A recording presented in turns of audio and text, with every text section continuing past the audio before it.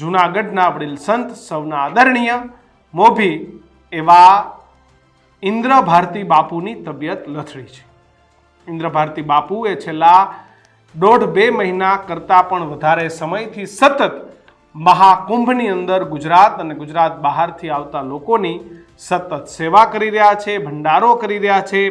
સતત ઇન્દ્ર ભારતી બાપુએ મહાકુંભમાં સેવા અર્પણ કરી અને કોઈ પણ જગ્યાએ કોઈ જ સમસ્યા ઊભી ન થાય તેનું બરોબર ધ્યાન રાખી રહ્યા છે. અખાડાઓની અંદર જે મિત્રતા છે એ બની રહે, સંબંધો સચવાયેલા રહે, તેના માટે પણ ઇન્દ્ર ભારતી બાપુ એ આખા મહાકુંભની અંદર હંમેશા ચર્ચામાં જોવા મળ્યા છે. પરંતુ સતત ભાગદોડ, સતત સ્નાન, સતત જે મોટા નેતાઓ, તેમના અનુયાયીઓ તમામ આવતા હોય એમની સેવા અને ત્યાં મહાકુંભની અંદર ઠંડી, આ તમામના કારણે ઇન્દ્ર ભારતી બાપુની તબિયત લથડી છે. અમારી સાથે તેમની ટેલિફોનિક વાતચીત તો નથી થઈ શકી, કારણ કે એમને સતત ઉધરસ છે, બોલવામાં થોડીક તકલીફ છે અને તેમની તબિયત લથડતા ત્યાંની જે ખાનગી હોસ્પિટલ છે ત્યાં તેમને તાત્કાલિક સારવાર માટે પણ લઈ જવામાં આવ્યા હતા.